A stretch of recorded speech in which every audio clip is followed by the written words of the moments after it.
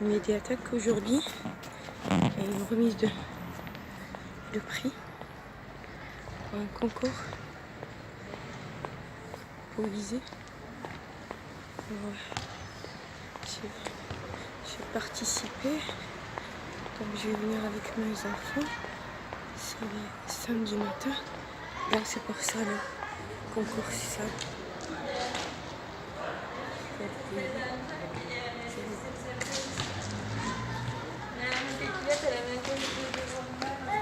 Donc, on va rentrer.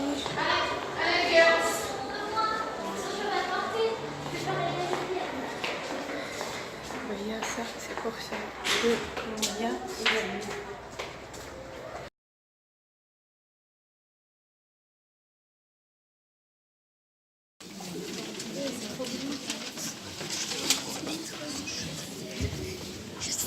Alors, classe de CE2, Monsieur Delayanis.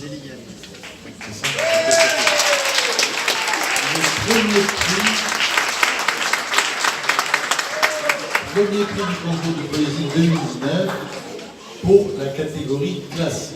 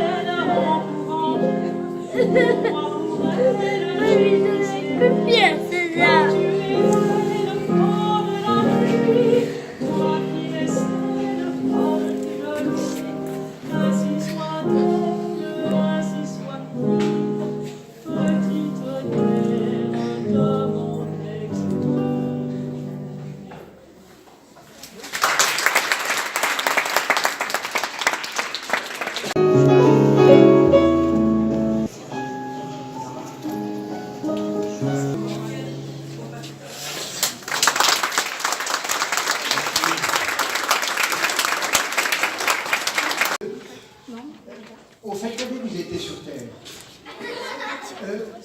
Poète. Je faisais des vers, vous savez. Hein? Poète. Alors m'ouvrons vite. Pourquoi? Si c'est un ton plutôt, ne la vois pas dit tout de suite. Entrez donc, vous êtes chez vous.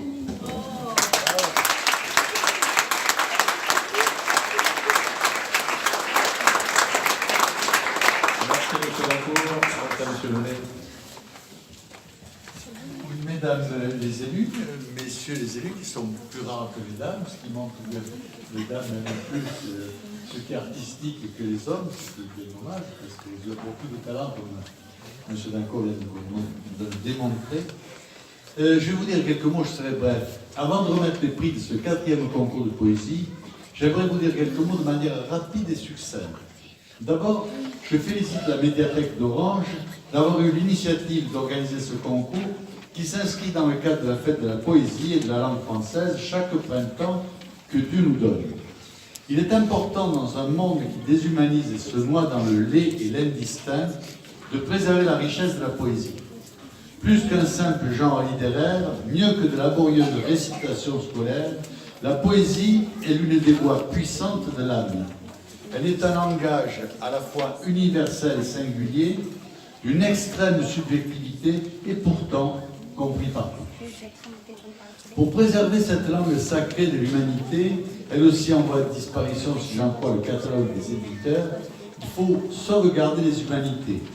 J'entends par ce terme un peu désuet qu'il s'agit de maintenir un enseignement général de qualité où le français, mais aussi les langues anciennes qui sont notre matrice, continuent d'avoir une place prioritaire. Ainsi, l'enfant aura toutes les chances de goûter aux joies et réflexions des siècles qui l'ont précédé. Sans cette matière, et sauf exception, l'enfant ne pourra accéder à la compréhension du monde qui l'entoure. Cette compréhension n'est pas que philosophique ou scientifique. La poésie en est justement l'une des clés, mais non la seule.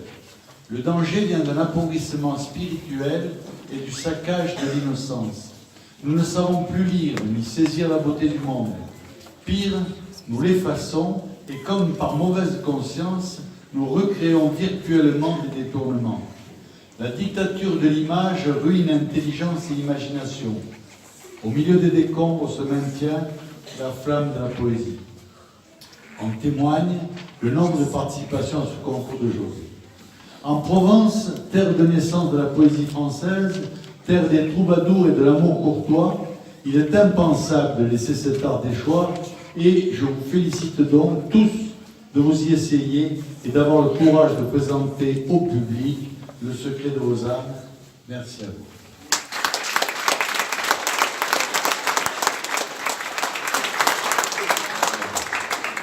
Alors nous allons commencer la remise des prix, et comme je vous l'ai indiqué tout à l'heure, par les classes. Alors, Madame Goulier. Catégorie classe.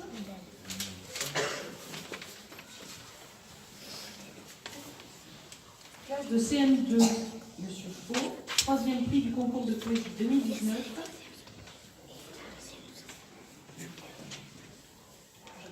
Monsieur Faux. Je crois que c'est Madame Faux, mais après. C'est une classe du chaud.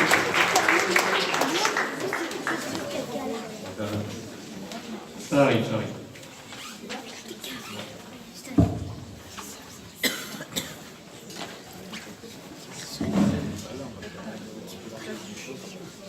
Madame Goulier, vous dire tout ce qu'il est là.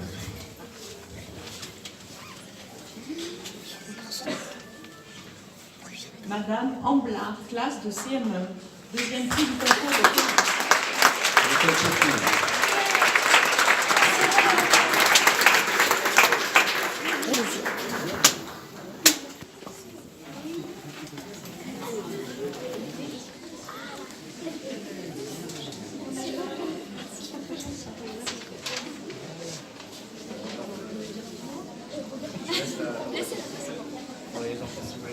Alors, les enfants de cette classe de CM1 de l'école Pourtoul ont souhaité s'y employer.